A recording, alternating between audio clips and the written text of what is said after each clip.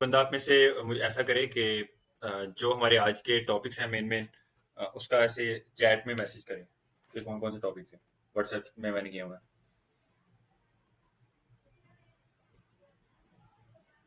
सबसे पहले मैं आपको एक चीज क्लियर कर दूं कि हमने जावास्क्रिप्ट अपनी कंप्लीट की। फर्स्ट ऑफ ऑल तो बेसिक एचटीएमएल सीएसएस और उसकी स्टाइलिंग सम ओके गुड। कुछ लाइब्रेरीज हैं जो कि स्टाइलिंग की हमने कंप्लीट की हैं, जिसका बेसिक इंट्रोडक्शन लिया है। उसके बाद जावास्क्रिप्ट का इंट्रोडक्शन लिया है, उसके variables, loops, functions, types of functions, उनका वर्किंग। और उसके बाद आज हमारा है कि हमने कुछ एरे मेथड्स देखने हैं जो सबसे ज्यादा यूज होते हैं। और रिएक्ट जेएस के अंदर रिएक्ट जेएस के कंपोनेंट्स लाइक दैट हम कैसे उसको जेनेरिक कंपोनेंट्स बना सकते हैं, उनको यूटिलाइज कर सकते हैं। और बूटस्ट्रैप का ग्रिड सिस्टम लाइक दैट हम रो कॉलम को कैसे यूज करते हैं, उसकी रिस्पॉन्सिवनेस को कैसे मेंटेन कर सकते हैं पेजेस की। और एक और मेन चीज जो कि स्टाइलिंग में बहुत कंपलसरी है, मैंने शायद आपको बताया भी था, आज हम इम्प्लीमेंट करेंगे, जिसको कहते हैं मीडिया क्वेरीज। ठीक है, तो आज हमारी 3-4 चीजें तो यही हैं। एरेज मेथड सिर्फ मैंने वही लगाए हैं जो सबसे ज्यादा मैक्सिमम यूज होते हैं, बट आपने ऑब्जेक्ट मेथड भी देखने हैं, एरे मेथड भी देखने हैं। तो सबसे मैं 1 मिनट प्रोजेक्ट को रन कर लूँ। npm start। अच्छा, ये सबका नोड सर्वर्स वगैरह, ये node modules, each and everything handle होगी, आई होप सो। तो लास्ट टाइम हमारी ये पेज था जिसको हम डिजाइन कर रहे थे। मैं प्रीवियस को भी अनकमेंट कर देता हूँ। ठीक है, तो ये हमने बूटस्ट्रैप के कार्ड्स लगाए थे और ये हमारा ऊपर नैवबार था और ये कॉर्डिगन हमने यूज किए थे। आज हमने इसकी रिस्पॉन्सिवनेस भी करनी है। और सबसे पहले तो इसके एरे मेथड देखते हैं। अच्छा, आपको पता है प्रोग्रामाइज क्या चीज है? एनीबॉडी जल्दी जल्दी बताना है। प्रोग्रामाइज एक कंपाइलर है जो कि हमें डिफरेंट डिफरेंट ओके जिस जो कि हमें डिफरेंट डिफरेंट लैंग्वेजेस के को कोड हम उसको प्रोवाइड करते हैं और वो हमें कोड को रन करके दिखाता है। लेफ्ट साइड पे आप देख रहे हो, इसका इनपुट है और राइट साइड पे इसका आउटपुट है। जो भी कोड आप यहाँ पे इसमें मेन जेएस की फाइल उन्होंने बना के हमें प्रोवाइड की है कंपाइलर ने। ऊपर देखो पाइथन है, ये I think Ruby and rails है, सी शार्प है, और ये जावा कंपाइलर है, ये सी शार्प है, ये सी प्लस प्लस है, ये सी है। तो हमें तो जेएस चाहिए क्योंकि हम जेएस पे काम कर रहे हैं, तो हम बाकियों को हमें छोड़ते हैं फिलहाल। हम यहाँ पे मैं अगर कोई भी चीज लिखता हूँ, एक वेरिएबल बनाता हूँ, तो ये हमें क्या है कि कोड रन करके दे देगा। और इसका जो वेबसाइट है प्रोग्रामाइज.com, आगे आप मैं 1 मिनट ग्रुप में सेंड कर दूंगा। अगर slash JavaScript online dash compiler लिखोगे तो ये आपका यूआरएल आपको मिल जाएगा। मैं ये ग्रुप में भी सेंड कर दूंगा इसका link.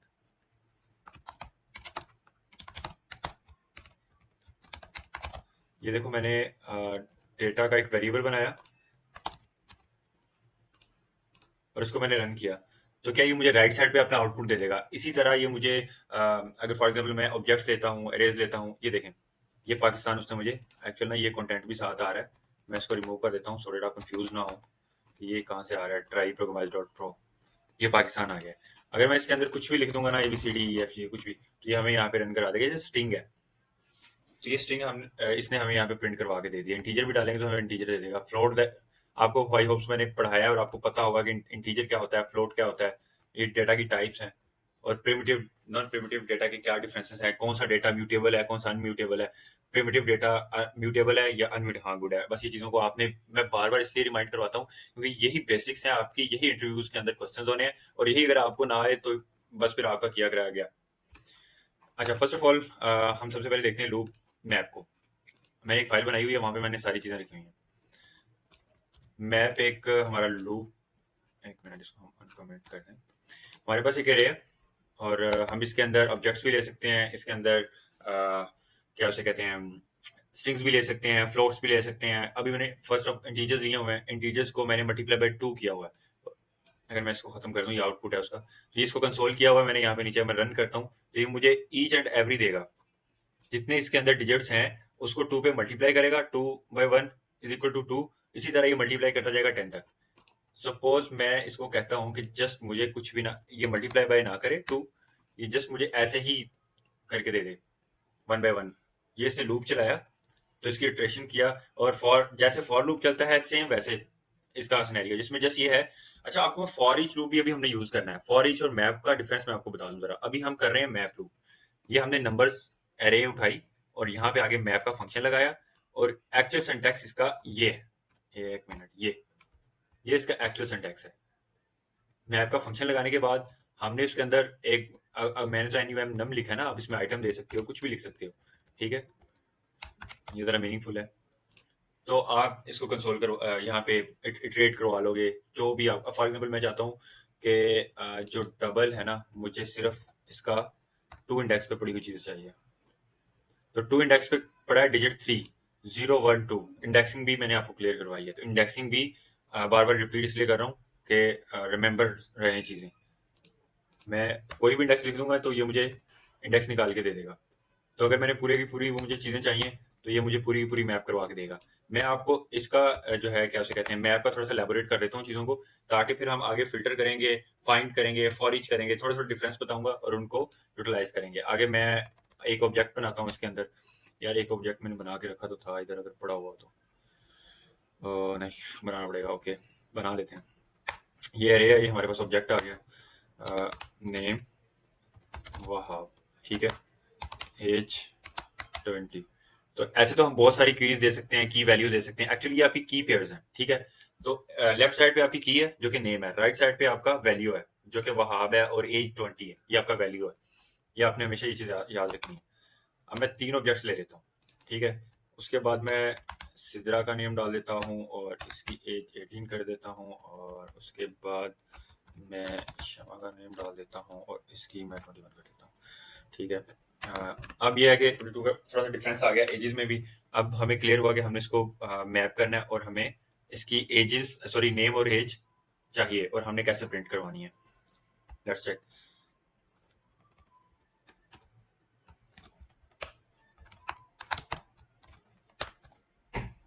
Item dot name,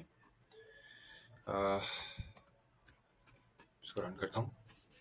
I think मैंने ना सिंटेक्स का कुछ रॉन्ग कर दिया है।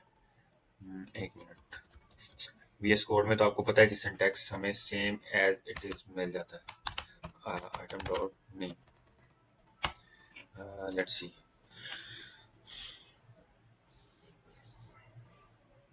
यार ये कर्ली ब्रेसेस किस लाइन पे आ रही है, कौन सी लाइन नंबर कौन सी है? 10। ओके, यहाँ पे कॉमा नहीं दिया।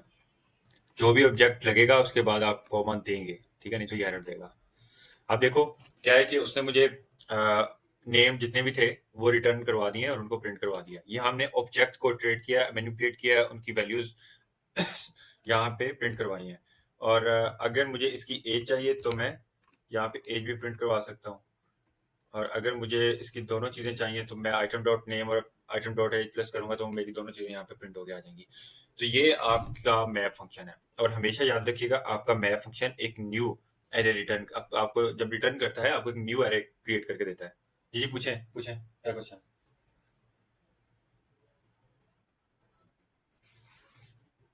हम्म। हाँ हाँ। आपको देखो उसमें हम अगर आपको एक स्पेसिफिक नेम की अगर वहाब जितने वहाब आ रहे हैं आपको चाहिए, आप उसमें फिल्टर का मेथड यूज करोगे, वो हमें आगे करवाऊंगा, आपको बताता हूँ, ठीक है। तो फिल्टर क्या करेगा कि जितने वहाब होंगे वो निकाल के दे देगा आपको। अच्छा, आप चाहते हो कि नहीं आपको सिर्फ जो पहले इंडेक्स पे पड़ा है या दूसरे इंडेक्स पे पड़ा हुआ है ऑब्जेक्ट, उसका नेम चाहिए, तो आप इधर, क्योंकि दूसरा इंडेक्स तो बनेगा 0 1, इंडेक्सिंग स्टार्ट होती है 0 से, तो हमें चाहिए दूसरा ऑब्जेक्ट, तो दूसरा ऐसे करेंगे।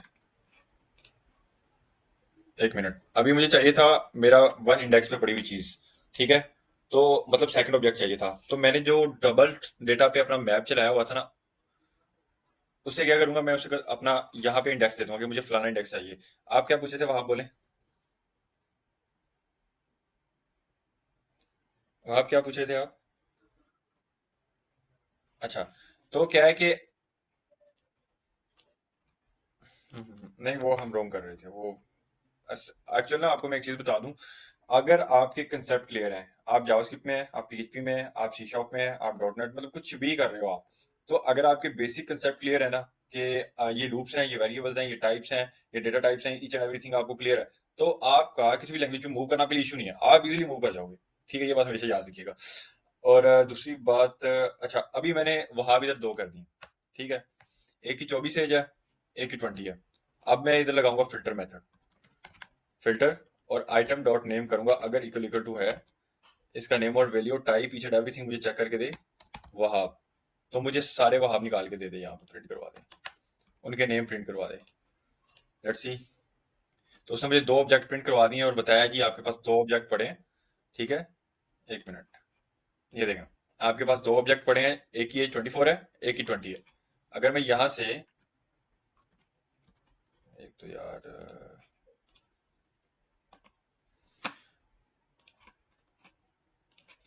ओके, तो अगर मैं यहाँ से एज चेंज कर देता हूँ, मैंने 20 की जगह 18 कर दिया है, तो इसके फर्स्ट ऑब्जेक्ट की एज चेंज हो जाएगी यहाँ पे। अब आपको फिल्टर मेथड समझ आ गया?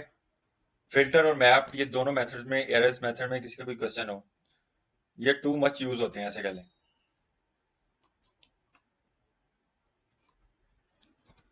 मैंने आपसे क्वेश्चन करने हैं और आपने मुझे बताना है। ये जैसे इसके मेथड्स कंप्लीट होते हैं तो मुझे भी पता लगे कि आपको कुछ समझ भी आ रही है कि ऊपर से जा रही है। अच्छा, हमने मैप लूप को चला लिया, फिल्टर को यूटिलाइज कर लिया, रिड्यूस को यूज करते हैं। अच्छा, रिड्यूस को ना हम ऐसे कह लो कि इसका एक्यूमुलेटर, फर्स्ट ऑफ ऑल आप दोगे करंट वैल्यू, दोगे करंट वैल्यू आपकी उठाएगा, और आगे आप एक्यूमुलेटर और करंट वैल्यू को, ये आप दोनों को अगर ऐड करना चाहते हो या मल्टीप्लाई करना चाहते हो एक दूसरे के साथ, आप वो करोगे और इसका सम आप निकाल लोगे। सम नहीं निकालना चाह रहे आप मे भी कभी कभी ऐसा होता है, स्ट्रिंग्स होती हैं, स्ट्रिंग्स आप चाहते हो कि ये स्ट्रिंग, स्पेसिफिक स्ट्रिंग उस कैलकुलेटर के साथ आती रहे या करंट वैल्यू साथ आप ऐड करवाते हो। तो आप बस ये चीज माइंड में रख लो कि आपके पास एक कैलकुलेटर होता है और एक करंट वैल्यू होती है, और उसी से ही आपने प्लेइंग करनी है, जो भी आपने गेम करनी है इन दोनों के साथ करनी है। इनिशियल वैल्यू आप जो एंड पे आप जीरोस को डिफाइन कर देते हो। ठीक है, अगर ये आप ना भी दोगे ना तो भी आपका कोड रन करता है। बट ये इसकी पॉलिसी है, इसकी क्या उसे कहते हैं, रिड्यूस की। रिड्यूस को आप ऑलवेज इसी मसले के लिए यूज करते हो। फाइंड भी इसका मेथड है, एरे मेथड। अभी मैं इधर ऑब्जेक्ट बनाऊं, वो सारा कुछ करूं, तो काफी टाइम लगेगा इन चीजों पे। आपको मैं बताता जाता हूँ, आपने बस अंडरस्टैंड करनी है चीजें। अब क्या है कि मैं उसे बता रहा हूँ कि यार जो ये एक एरे ली, नंबर्स डॉट फाइंड का मेथड लगाया, जैसे मैप मेथड हमने यूज किया फिल्टर और फाइंड, ऐसे ही फाइंड किया, और मैंने इससे एक स्पेसिफिक डिजिट निकाला कि यार एक ये जो मेरा डिजिट है नंबर, मैं यहाँ पे आइटम कर देता हूँ थोड़ा सा, यार ये ना आइटम अगर ग्रेटर देन 3 है तो वो चीज मुझे यहाँ पे प्रिंट करवा दे। अब ग्रेटर देन 3 की अगर बात करो तो वो तो 5 भी है, 4 भी है, ये तो हमें सिर्फ 4 दे रहा है, 5 क्यों नहीं दे रहा? क्या कोई बताएगा क्या रीजन है? एनीबडी? इसकी रीजन ये है कि फाइंड फाइंड मेथड ये करता है कि सबसे फर्स्ट, और अगर आप इसको एरे के अंदर लगाओगे, उसमें मल्टीपल ऑब्जेक्ट्स हैं, तो आपको फर्स्ट जो होगी वैल्यू फाइंड आउट होगी उसको उस कंडीशंस के ऊपर जस्ट वो देगा। ये नहीं कि अगर फॉर एग्जांपल आगे 4 भी है, 5 भी है, 6 भी, 7 भी है, सारी देगा, नहीं, ये आपको ऐसे नहीं देगा। इस जबकि आपको मैप मेथड के अंदर अगर आप चेक लगाते हो, फिल्टर के लगाते हो, वो आपको सारी की सारी इटरेशन करवा के देगा। अब लाइक डेट हमने देखा कि फिल्टर को यूज किया तो फिल्टर ने दोनों ऑब्जेक्ट्स दे दिए, बट अगर ये हम फाइंड यूज करेंगे तो फाइंड जस्ट एक वैल्यू देगा जो उसके बिल्कुल उसके बाद पड़ी होगी। ये आपने हमेशा चीजें माइंड में रखनी है। फॉर ईच को एक यूज करते हैं, फिर मैं डिफरेंस बताता हूँ इनका।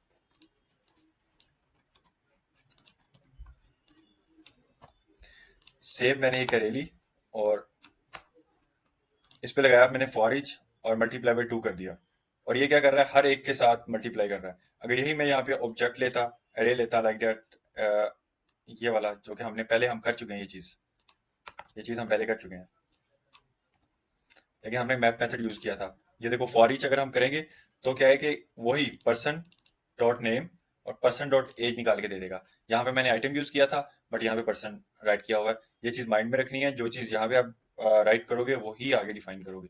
ठीक है, अदरवाइज आप कहोगे कि यार उधर तो आइटम था, उधर तो, बट ये चीजें आपने बिल्कुल फोकस रखना है, रट्टा नहीं लगाना, चीजों को अंडरस्टैंड करना है। अरे डॉट फॉर एच मेथड, उसमें से उसने पर्सन, ये आप खुद दोगे, कुछ भी नाम लिख लो। ठीक है, इसमें आपकी एक एक वैल्यू आती जाएगी जो आपकी एरे के अंदर पड़ी होगी। वो एक एक वैल्यू आप dot name, dot age, dot class, for example dot school, dot college, university etcetera लगाओ और उसकी वैल्यूज प्रिंट करवा दो। इसी तरह जैसे आप करंट बनाते हो जावास्क्रिप्ट में, फिर वो थोड़ी सी ये बेसिक लेवल की चीजें हैं, वो ऐसे कह लो कि वो भी बेसिक है, बट वो मैं आपको करंट भी उसके चीजें साइन करूंगा। लेकिन फर्स्ट ऑफ ऑल आपको ये मैं लूप्स के बारे में बता दूं, ये क्या है, आज का जो मेथड है, आज की जो चीजें डिफाइन है, हमने वो उस पर फोकस रखना है, वरना मैं डाइवर्ट हो जाऊंगा, पॉइंट से निकल जाएंगी। ठीक है, किसका क्वेश्चन है यहाँ तक तो बताएं। अच्छा भाई, ये क्यों कर रहा है? पता क्यों कर रहा है? क्योंकि मैंने एक्स्ट्रा कोड डाला है, इसका कोई काम नहीं है यहाँ पे, जस्ट आपको बताने के लिए डाला था। कोई क्वेश्चन है नहीं तो आगे मूव करें। इसका डिफरेंस बता देता हूँ थोड़ा सा मैं आपको। फॉर ईच न्यू अरे नहीं बनाता, ये हमेशा इसी पे वर्क करेगा, फिर आपकी प्रीवियस अरे पे। मैप और फिल्टर न्यू बनाते हैं, वो क्या करते हैं, आपकी न्यू अरे बनाते हैं और उस पर वर्किंग करते हैं और उसका रिजल्ट देते हैं। जब आप प्रीवियस अरे को कंसोल करोगे, उसको प्रिंट करवाओगे, तो वो वैसे की वैसे ही होगी। ये बात याद रखनी। ओके, ये प्रोग्रामाइज है और इसका मैंने आपको बताया कि इसमें हम एक्सपेरिमेंट करने के लिए, अपनी प्रैक्टिस करने के लिए यूज करते हैं इसको। नेक्स्ट मूव करते हैं। हमारा नेक्स्ट टॉपिक क्या है? बूटस्ट्रैप का ग्रिड है और रिएक्ट जेएस कंपोनेंट। हाँ, जेनेरिक कंपोनेंट कैसे यूज करते हैं। यार आप लोगों के साथ मैं बात कर रहा हूँ, आप लोग कोई रिप्लाई दो, मुझे पता हो कि मैं किसी बंदे से बात कर रहा हूँ, मुझे रिस्पॉन्स कर रहे हैं वो। रोबोट्स तो नहीं बैठे हुए। सिद्रा अपना माइक अनम्यूट कर लें। अच्छा, मुझे ये बताएं कि अगर 4.5 है, ये डेटा की कौन सी टाइप है?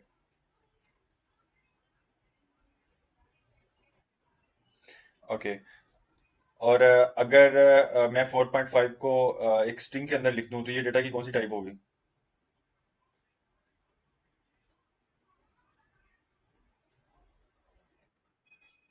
Like that. ये देखें, ये 4.5 है, ये आपने बताया ये फ्लॉट है, मैंने कहा ओके।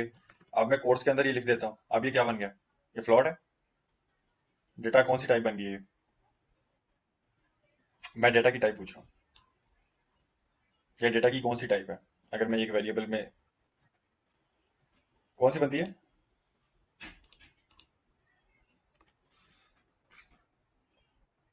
ये स्ट्रिंग बन गई है आपकी।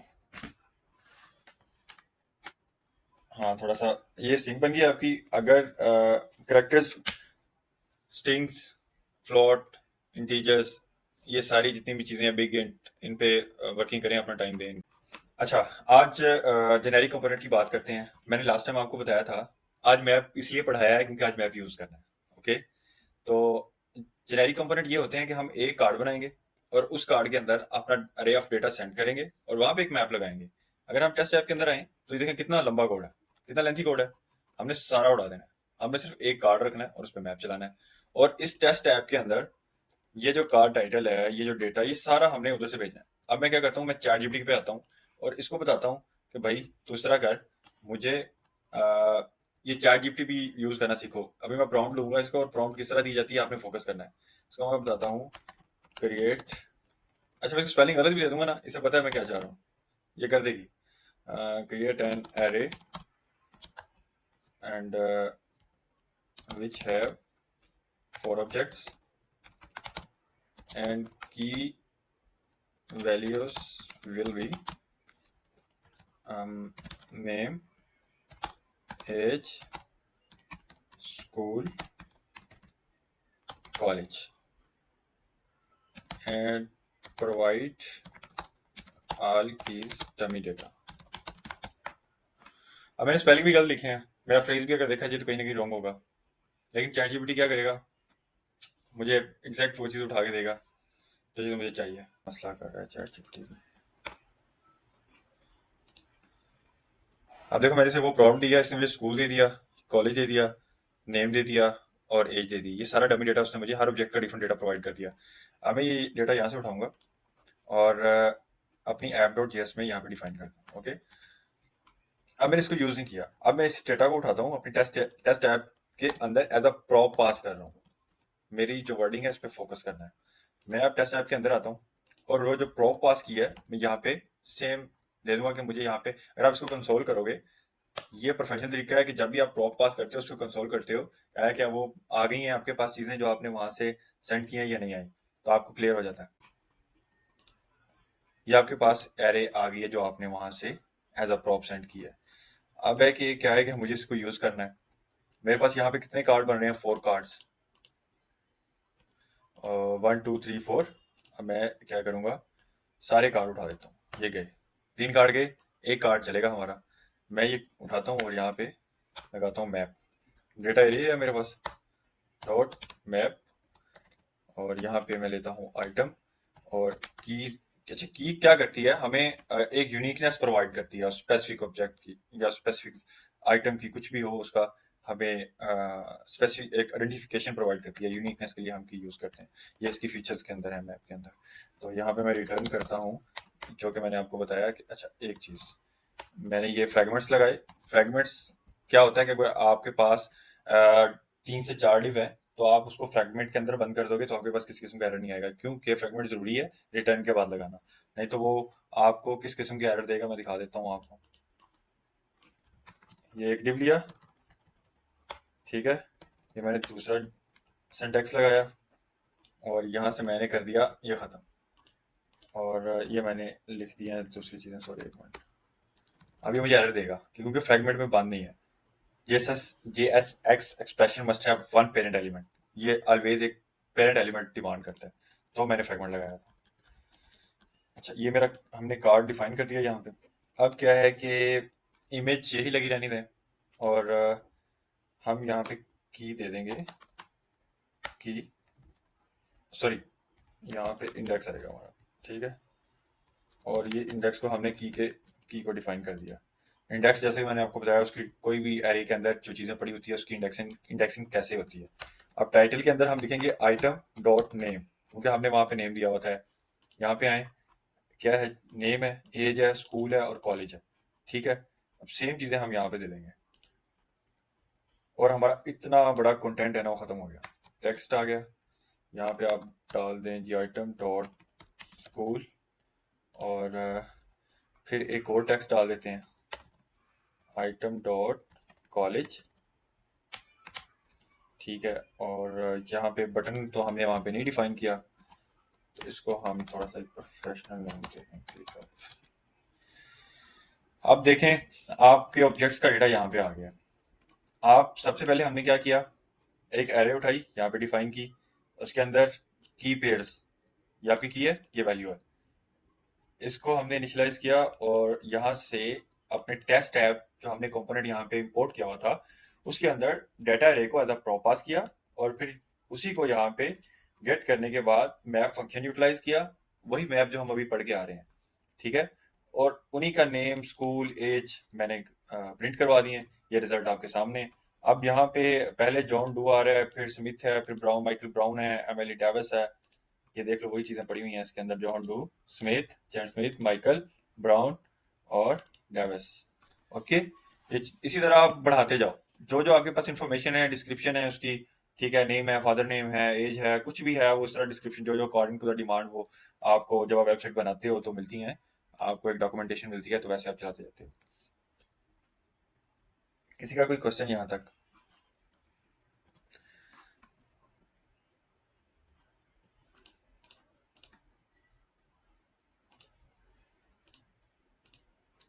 अब क्या है कि हम रो कॉलम्स को भी देखेंगे साथ साथ, आपके ग्रिड को देखने वाले थे कि रो कॉलम्स को यूज करना है हमने अभी इसके बाद, ताकि हमारी जो क्या उसे कहते हैं रिस्पॉन्सिवनेस है वो मेंटेन हो जाए। अब हमने ये कार्ड लिया, अब क्या करते हैं कि हम चाहते हैं कि हमें बड़ी स्क्रीन पे, लार्ज स्क्रीन पे कार्ड 4 नजर आए। जैसे हम मीडियम पे जाएं हमें 3 कार्ड नजर आ जाए और 3 के बाद हमें 2 कार्ड नजर आ जाए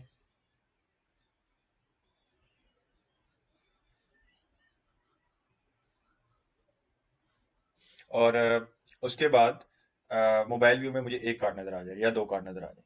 तो देखते हैं, लेट्स सी कैसे कर सकते हैं।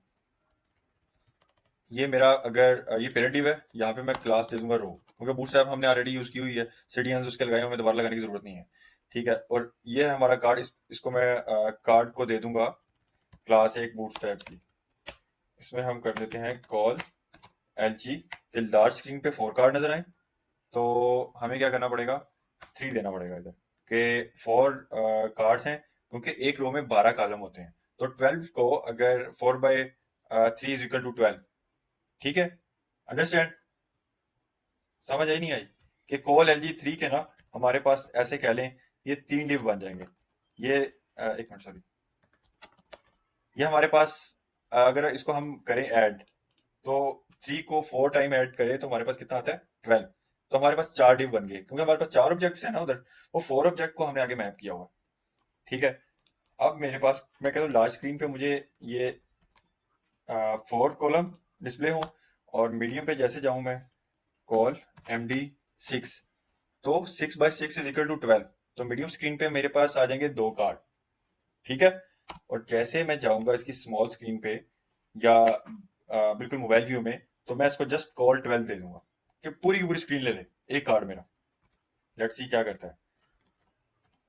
अब मैं हूँ अपनी फुल स्क्रीन पे। एक मिनट में कार्ड्स को एक जस्टिफाई कंटेंट सेंटर कर दूं।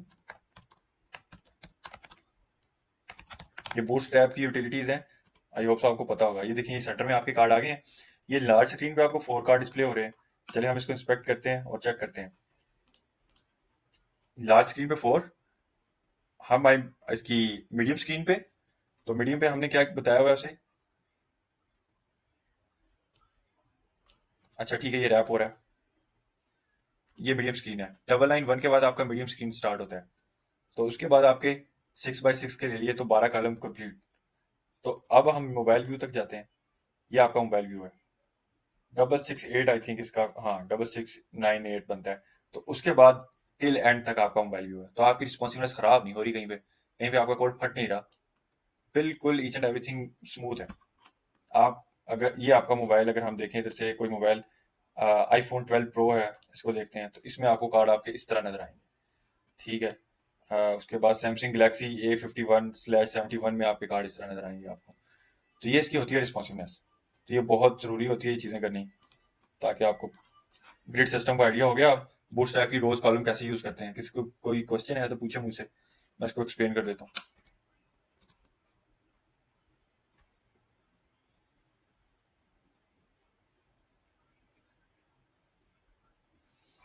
किसी का कोई क्वेश्चन अंडरस्टैंड हो गई चीज़ें? कौन सी चीज़ रह गई है? ये इसी को बोलते हैं हम रिस्पॉन्सिवनेस, बिल्कुल। अच्छा, जो मीडिया क्वेरी हमने इंप्लीमेंट करनी थी वो मैंने वैसे उस दिन भी करके दिखाई थी। सबसे पहले जब हम मीडिया क्वेरी लगानी है ना, तो वैसे हमें तो नहीं याद रहता, सीधी सी बात है। हम क्या करते हैं, इधर मीडिया क्वेरी राइट करते हैं और इसका सिंटैक्स उठा लेते हैं। सिंटैक्स उठा लो और फिर इसको यूटिलाइज आप नहीं करना, वो तो आप पे डिपेंडेंट है। ये ये क्लिक कर लो, ऊपर वाला लिंक क्लिक कर लो, कोई भी लिंक है जो मीडिया क्वेरी से रिलेटेड है वो उठा लो और उसको मैनिपुलेट कर लो, उसके अंदर अपनी क्लासेस दे लो। अब मैं चाहता हूँ कि मेरा जो टाइटल है, क्लास नेम देते हैं इसको, अ,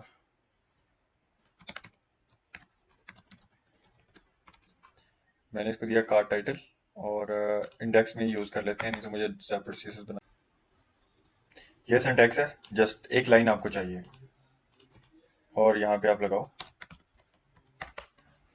इसमें मिनिमम दिया हुआ है, हम इस पर मैक्स करेंगे। मैक्स क्या करता है कि इधर मैं कर देता हूँ 1200 पिक्सल के बाद, मतलब उसके स्मॉल स्क्रीन 1200 से जो स्मॉल स्क्रीन होगी उस पे जो कार टाइटल है, एक मिनट, उसका बैकग्राउंड कलर, एक मिनट यार, ओहो, रेड कर दे और पैडिंग उसको दे दे 20 पिक्सल और कलर उसको दे दे वाइट। ठीक है। मैंने उसे बताया कि जैसे स्क्रीन 1200 से नीचे जाती है तो उस ये जो टाइटल है जहाँ पे ये जॉन डू और स्मिथ लिखा हुआ है, इस तरह की चीजें, ये बैकग्राउंड कलर रेड हो जाएगा और कलर इनका वाइट हो जाएगा। ये अच्छा, कलर वाइट क्यों नहीं हुआ भाई इसका? वो असल में बाय डिफॉल्ट कलर पकड़ रहा है। कार्ड टाइटल इसकी यूटिलिटीज हैं बूटस्ट्रैप की। जब बूटस्ट्रैप की हम चीजें यूज कर रहे होते हैं, उनके टैग्स यूज कर रहे होते हैं, उनकी चीजों को बाईपास करने के लिए आप इंपॉर्टेंट लगाते हो खुद की स्टाइलिंग देने के लिए।